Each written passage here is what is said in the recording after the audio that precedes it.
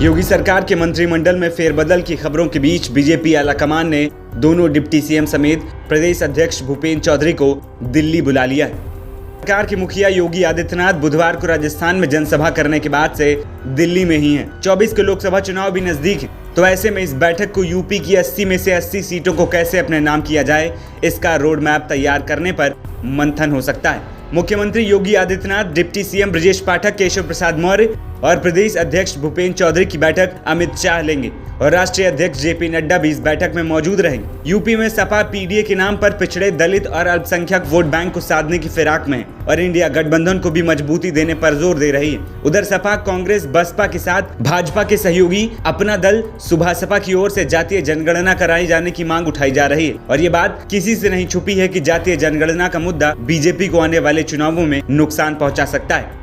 बैठक में सपा के पीडीए की काट तलाशने पर मंथन होगा। साथ ही भाजपा दलित वोट बैंक में जनाधार बढ़ाने और मुस्लिम वोट बैंक में सेंध लगाने की रणनीति भी बनाएगी। इस बैठक में आगामी लोकसभा चुनाव में बीजेपी की रणनीति के साथ ही मंत्रिमंडल विस्तार पर भी चर्चा हो सकती है। यानी कई दिनों से मंत्री बनने की लाइन में लगे नेताओं की धड़कनें इस बैठक से पहले बढ़ गईं, जिसमें सबसे पहला नाम आता है सुभासपा के राष्ट्रीय अध्यक्ष ओम प्रकाश राजभर का, जो मंत्री बनने के कई बार दावे भी कर चुके हैं, लेकिन उनका सपना फिलहाल सपना ही है। उनके साथ दारा सिंह चौहान भी लाइन में। दोनों नेताओं का घोसी उपचुनाव में बीजेपी की हार ने मंत्री बनने के सपने को और लंबा कर दिया था, लेकिन आज राजभर के साथ साथ दारा सिंह चौहान और आकाश सक्सेना के नाम पर भी अंतिम मोहर लग सकती। हालांकि अभी तक बीजेपी की ओर से कोई स्पष्ट जानकारी नहीं आई, लेकिन राजनीतिक गलियारों में ये चर्चाएं तैर रही कि बीजेपी में जल्द ही कुछ बड़ा होने वाला है।